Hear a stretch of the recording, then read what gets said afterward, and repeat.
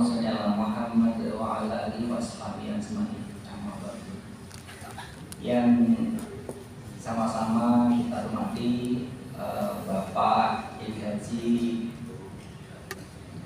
Basoi M. Andi selaku Ketua Lembaga Takfir Masjid NU PNS Jakarta. Kemudian yang kedua Bapak Kiai Haji Bapak Muhajir selaku pengurus sekretaris pengurus wilayah Nahdlatul Ulama dari Istimewa Jakarta, Bapak dan Ibu-ibu seluruh undangan dan juga teman-teman dari bangsa Indonesia. Alhamdulillah, kita panjatkan puji dan syukur kepada Allah Subhanahu wa taala yang alhamdulillah pada hari ini kita semuanya dalam kondisi sehat walafiat. Kita bisa bersama-sama bertemu dalam majelis ini sehingga mudah-mudahan apa yang kita niatkan bersama tadi dari masing-masing dari rumah akan dapat ridho dari Allah Subhanahu wa taala. Dan tentu saja tak lupa sholawat dan salam kita haturkan kepada junjungan kita Nabi Muhammad SAW. Bapak-bapak dan ibu-ibu yang dimuliakan Allah Subhanahu wa taala, mohon izin saya memperkenalkan diri seperti yang disampaikan. Nama saya Prawoto Mulan Anggono, bukan Anggoro ya. Salamnya. Karena artinya berbeda di Jawa. Kalau Anggono itu artinya langit, Pak. Maksudnya itu langit itu kenapa? Kalau cerita nama saya panjang, Pak ya. Tapi karena yang berikut tadi Anggoro, saya artikan yang Anggononya langit. Langit itu di atas langit ada langit. Jadi artinya nggak boleh sombong. Orang tua saya mengatakan seperti itu. Karena di atas langit ada langit. Ya. Terima kasih saya ucapkan ya, karena bangsa Indonesia saya sedikit cerita ya. Kami ini hasil merger dari 3 bank tahun 2021, tepatnya tanggal 1 Februari kami merger dari 3 bank syariah yang besar dan bank yang untung, Pak, ya, bukan bank yang lebih pahit, tapi ada 3 bank besar syariah yang untung dari bank syariah Mandiri, kemudian BRI Syariah dan BNI Syariah.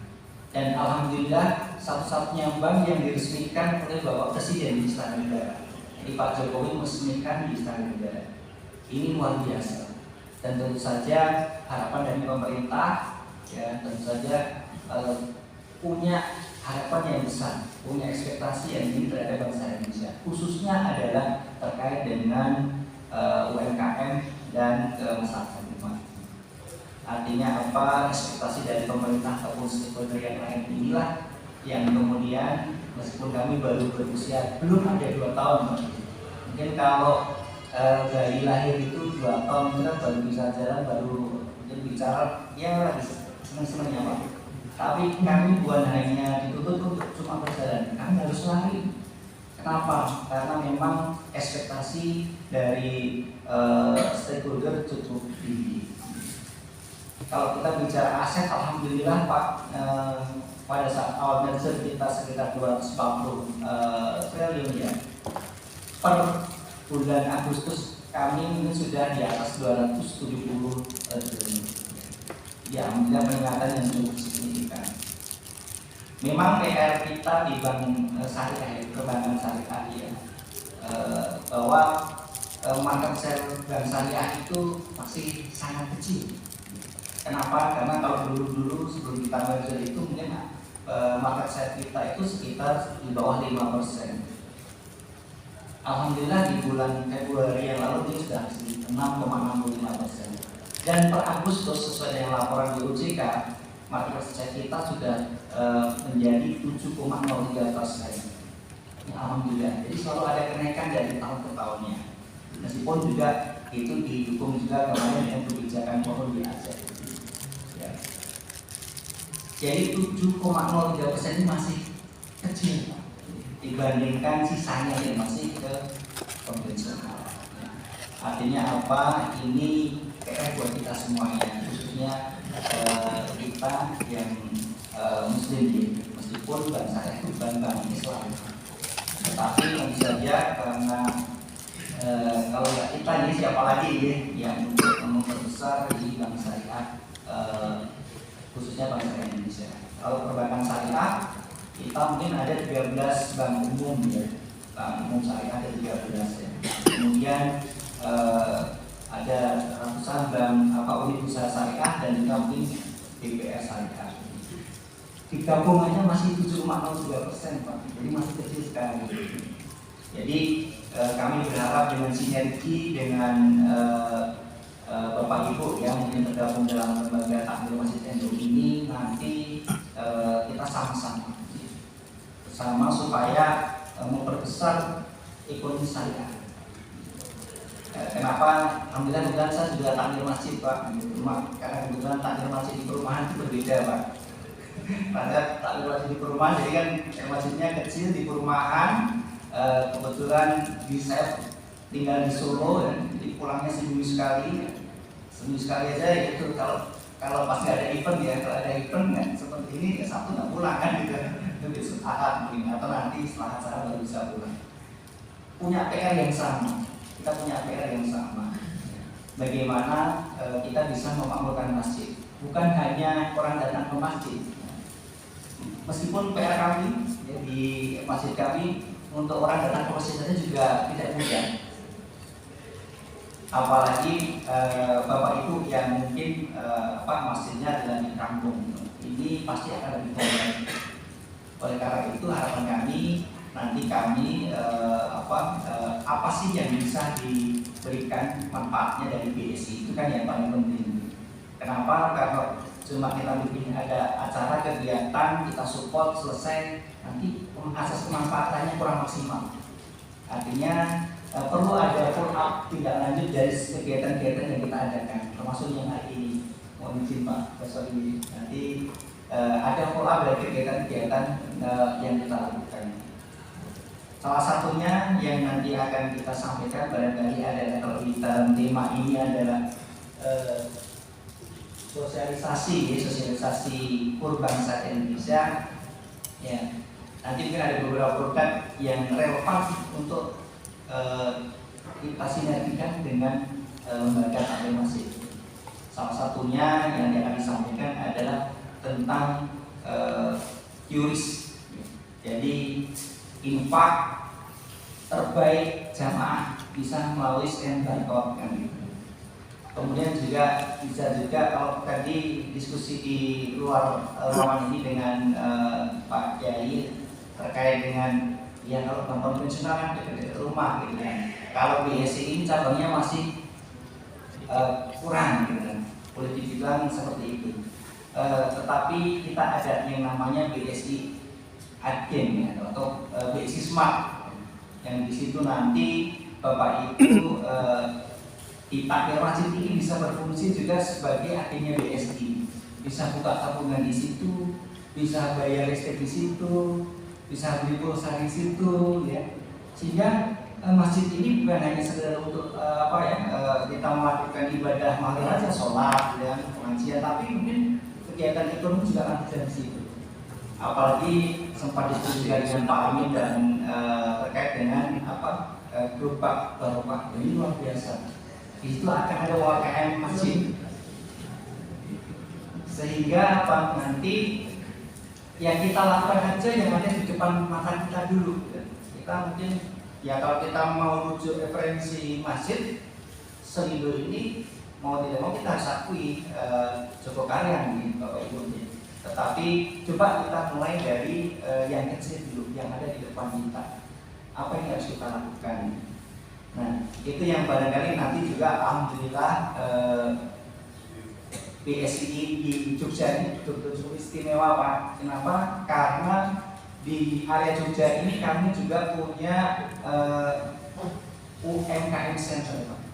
Jadi tempatnya di situ UMKM bisa berkumpul, berdiskusi, ada pelatihan, pembinaan, jadi tempatnya cukup representatif. Yang alhamdulillah nanti mungkin yang juga hadir hadir untuk manajernya UMKM, saya undang khusus nanti untuk menyampaikan materi Mas Adit, mohon berdiri Mas Adit ya. Ini manajer UMKM Center di Jogja. Kenapa istimewa? Karena saat ini seluruh Indonesia baru ada 3 kantor UMKM Center. Yang pertama itu di Aceh, kemudian Jogja itu yang kedua, yang ketiga di Surabaya. Jadi betul-betul dari istimewa Aceh, dari istimewa Jakarta. Jadi kita cukup bangga dan alhamdulillah secara rutin Mas Adi itu melakukan kegiatan-kegiatan UMKM, termasuk yang baru saja kami lakukan kemarin dengan Shopee. Ya. Jadi kita bekerjasama dengan banyak pihak ya untuk melakukan pembinaan dengan UMKM. Terus korelasinya dengan masjid apa gitu kan? Tadi sempat kita singgung terkait dengan berupa tadi ya, berupa barokah. Ya, terus ya kalau memang Bapak Ibu juga punya usaha di luar itu, kenapa tidak? Kemudian nanti kita biayai, kemudian itu menjadi salah satu contoh untuk kita melakukan usaha bersama-sama ya di masjid ya. Sehingga bukan hanya orang tua, biasanya kalau masjid kan orang tua gitu ya. Orang tua, remaja, anak-anak semuanya itu jadi happy ke masjid. Ya sholat di masjid, gitu kan, bayar listrik di masjid, gitu kan, kegiatan semuanya di masjid. Ini PR buat kita daripada anak-anak ke tempat yang mungkin juga kurang bermanfaat ya. Kalau anak saya sudah 3, ya itu alhamdulillah yang saya lakukan, ya mau tidak mau saya wajibkan mereka untuk jadi pengurus remaja masjid, Pak.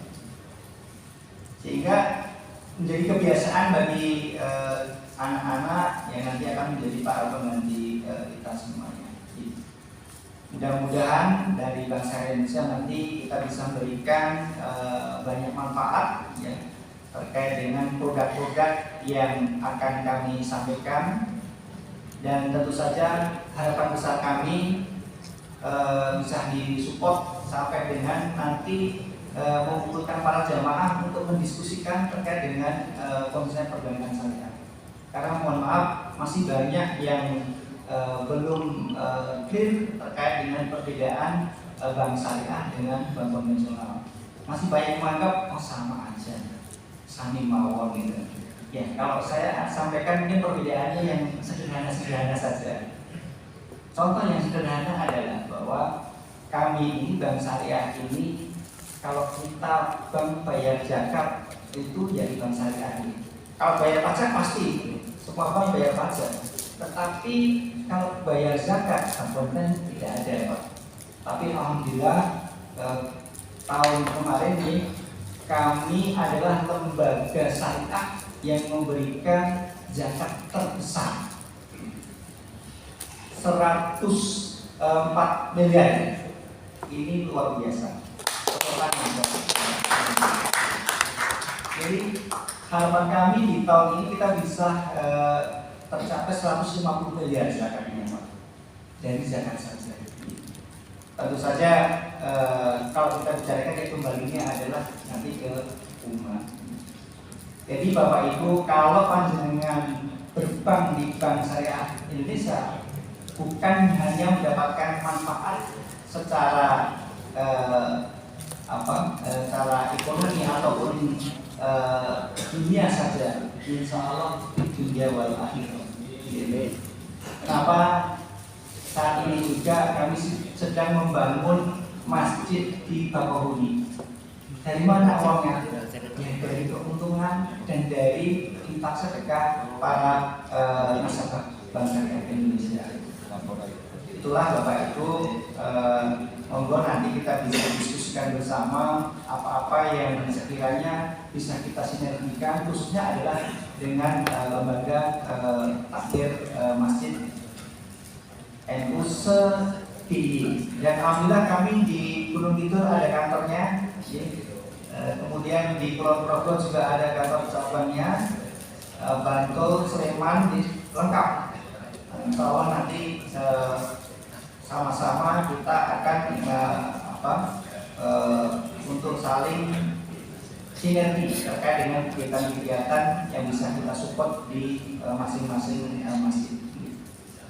Barangkali itu yang sekilas yang bisa saya sampaikan. Sekali lagi kami ucapkan terima kasih atas kehadiran Bapak Ibu, dan tentu saja semoga apa yang kita tanyakan bersama ini akan dapatkan kemudahan dari Allah Subhanahu wa taala, dan insya Allah akan dicatat menjadi pemberat amal kita di hari nanti. Terima kasih, mohon maaf apabila dalam penyampaian sambutannya ada kekurangan maupun kesalahannya. Assalamualaikum warahmatullahi wabarakatuh.